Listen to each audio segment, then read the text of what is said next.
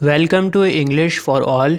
दोस्तों, आज हम पढ़ेंगे व्हेन वी टू पार्टेड। इस पोयम को लिखा था लॉर्ड बायरन ने। सबसे पहले मैं आपको लॉर्ड बायरन का लाइफ स्टाइल के बारे में बताता हूँ, जिससे आपको पोइट्री को समझने में बहुत ज़्यादा आसानी होगी। लॉर्ड बायरन दोस्तों बहुत ही अय्याश इंसान थे। ज़्यादातर टाइम ये अपना पार्टी करते थे और बहुत सारी लड़कियों के साथ इनके सेक्सुअल रिलेशंस थे। लॉर्ड बायरन के होमोसेक्सुअल और हेट्रोसेक्सुअल दोनों रिलेशंस थे, और यहाँ तक कि कहा जाता है कि इनकी जो हाफ सिस्टर थीं उनके साथ भी इन्होंने सेक्सुअल रिलेशंस बनाए थे। लॉर्ड बायरन ने अपने दोस्तों को बताया था कि वो हज़ारों लड़कियों के साथ सो चुके हैं, लेकिन एक फ़ेज़ इनकी ज़िंदगी में ऐसा भी आया जहाँ पर इनके पास पैसे ख़त्म हो गए, क्योंकि इनका लाइफ स्टाइल मैंने आपको बताया किस तरह का था। हर टाइम ये पार्टी पार्टी करते रहते थे। इस वजह से क्या हुआ, इनके पैसे ख़त्म हो गए। लॉर्ड बायरन कुछ इस तरह के इंसान थे जिन्होंने पैसों की कमी की वजह से अपने लाइफ स्टाइल को चेंज नहीं किया। उनके दिमाग में एक आइडिया आया कि क्यों ना मैं एक ऐसी लड़की से शादी कर लूं जिसके पास बहुत सारा पैसा हो और उसके पैसे से मैं मौज उड़ाऊं। अच्छा, एक चीज़ और मैं बता दूं आपको, इनके जितने भी रिलेशंस लड़कियों के साथ रहे हैं, उन लड़कियों में ज़्यादातर लड़कियां जो थीं वो बहुत अमीर थीं, बहुत जो होता है ना हाई क्लास से बिलोंग करती थीं। इसके बाद इन्होंने एनाबेला मिलबैंक से शादी कर ली, लेकिन एनाबेला शादी के कुछ दिनों के बाद लॉर्ड बायरन को छोड़कर चली जाती हैं। उन्हें लॉर्ड बायरन का साथ पसंद नहीं आता, और फाइनली 36 साल की उम्र में, इतनी यंग एज में लॉर्ड बायरन की मौत हो जाती है। इन्होंने ना जाने अपनी ज़िंदगी में कितनी लड़कियों के साथ रिलेशन बनाए हैं। अब ये सब बातें मैंने आपको क्यों बताई हैं? आप सोच रहे होंगे कि इनके लाइफ स्टाइल को मैंने क्यों डिस्कस किया है। दोस्तों, आज जो हम पोएम पढ़ने जा रहे हैं, ये पोएम ट्रू स्टोरी पर बेस्ड है। दरअसल लॉर्ड बायरन का अफेयर चल रहा था लेडी फ्रांसिस वेब्स्टर से।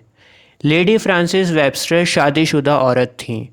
Lady Francis Webster Lord Byron से बोलती हैं कि अगर हमारे अफेयर के बारे में लोगों को पता लग गया, हमारा जो रिश्ता है वो पब्लिक हो गया, तो फिर मेरी बहुत ज़्यादा बदनामी हो जाएगी, इसलिए तुम मेरा पीछा छोड़ दो।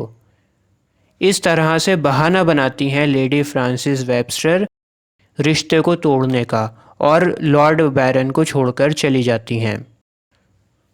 Lady Francis Webster Lord Byron को छोड़कर ड्यूक ऑफ वेलिंगटन से अपने तार जोड़ लेती हैं।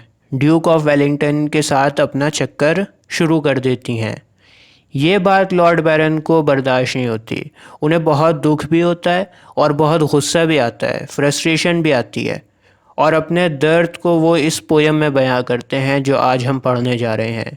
इसमें आपको लॉर्ड बायरन की फ्रस्ट्रेशन और दर्द दोनों देखने को मिलेगा।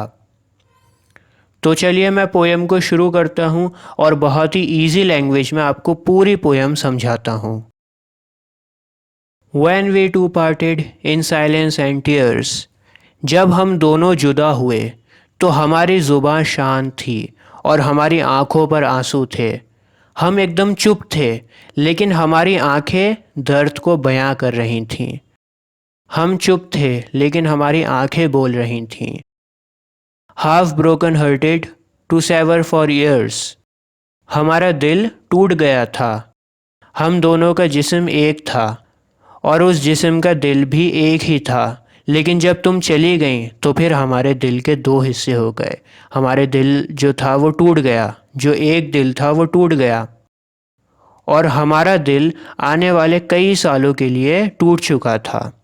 ये जो दर्द है वो कई सालों तक चलेगा। पेल ग्रू थाई चीक एंड कोल्ड, जब हमारा ब्रेकअप हो रहा था उस टाइम तुम्हारे गाल पीले हो चुके थे और तुम्हारा जिस्म ठंडा हो गया था। Colder thy kiss truly that hour foretold sorrow to this, और तुम्हारी जो किस थी वो तुम्हारे जिस्म से भी ज़्यादा ठंडी हो गई थी। ये ठंडक इस बात का एहसास था कि आने वाले दिनों में हमें कितनी ज़्यादा तकलीफ़ों का सामना करना पड़ेगा। ठीक है, तो ये जो पहला वाला स्टैंजा है, इसमें पोएट बता रहे हैं कि जब हमारा ब्रेकअप हो रहा था तो उस टाइम हमारी क्या कंडीशन थी। हम दोनों कितनी ज़्यादा तकलीफ़ में थे। The dew of the morning sung chill on my brow. It felt like the warning of what I feel now.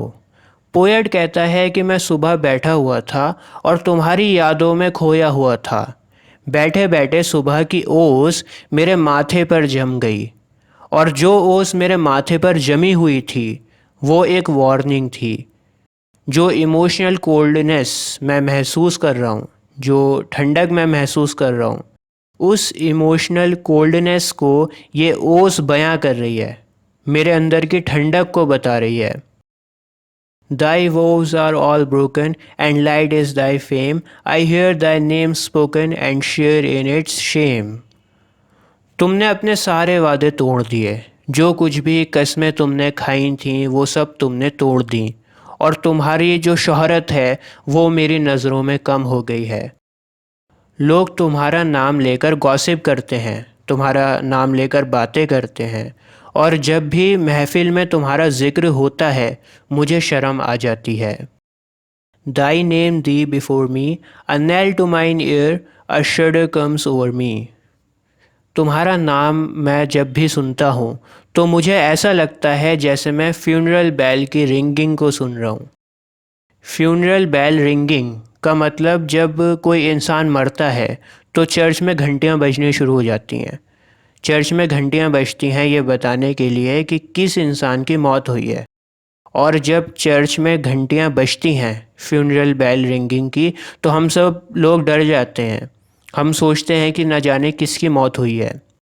तो पोएट कहता है कि जब भी मैं तुम्हारा नाम सुनता हूँ तो मैं उस आवाज़ से इतना ज़्यादा डर जाता हूँ जैसे मानो फ्यूनरल रिंगिंग बेल बज रही हो, और तुम्हारी आवाज़ सुनकर मेरी बॉडी कांपने लगती है। Why wert thou so dear? मैंने क्यों तुमसे इतना प्यार किया। They know not I know thee, who knew thee too well. Poet यहाँ पर घुमा फिरा कर बोलना चाह रहा है। पोएट कहता है कि मैं तुम्हें बहुत अच्छी तरह से, बहुत गहराई से जानता था। लोगों को पता ही नहीं कि मैं तुम्हें कितनी अच्छी तरह से जानता था। लॉन्ग लॉन्ग शैल आई रू थी, टू डीपली टू टेल। और इस बात का पछतावा मुझे बहुत लंबे टाइम तक रहेगा। मेरे पास लफ्ज़ भी नहीं हैं अपने दर्द को बयां करने के लिए। तुम्हें चाहने का दर्द बहुत लंबे टाइम तक चलेगा, इतनी आसानी से ये दर्द नहीं जाएगा। In secret we met, in silence I grieve. Poet कहता है कि हमारा जो रिलेशनशिप थी ना वो सीक्रेट था, उसके बारे में किसी को पता नहीं था। इसी वजह से ये जो दर्द मुझे मिला है ये भी सीक्रेट रहेगा। इस दर्द के बारे में भी मैं किसी को नहीं बताऊंगा। दोस्तों, मैं आपको एक चीज़ यहाँ पर क्लियर कर दूँ, मैं बताना भूल गया था आपको पहले।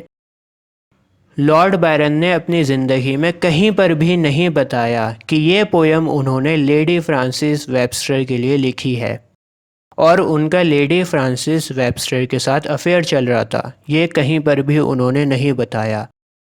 लेकिन जब लॉर्ड बायरन मरते हैं तो उन्होंने जो लेटर्स लिखे थे, इनके जो प्राइवेट लेटर्स थे, उन लेटर्स के ज़रिए हमें पता लगता है कि इनका रिलेशन चल रहा था फ्रांसिस वेबस्टर से।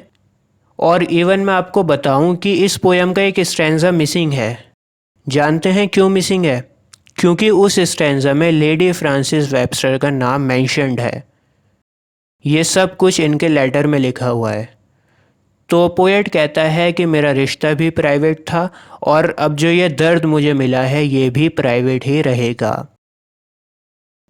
That thy heart could forget, thy spirit deceive। मुझे इस बात से बहुत नफ़रत है कि तुम मुझे भूल गईं और तुमने मुझे धोखा दिया है।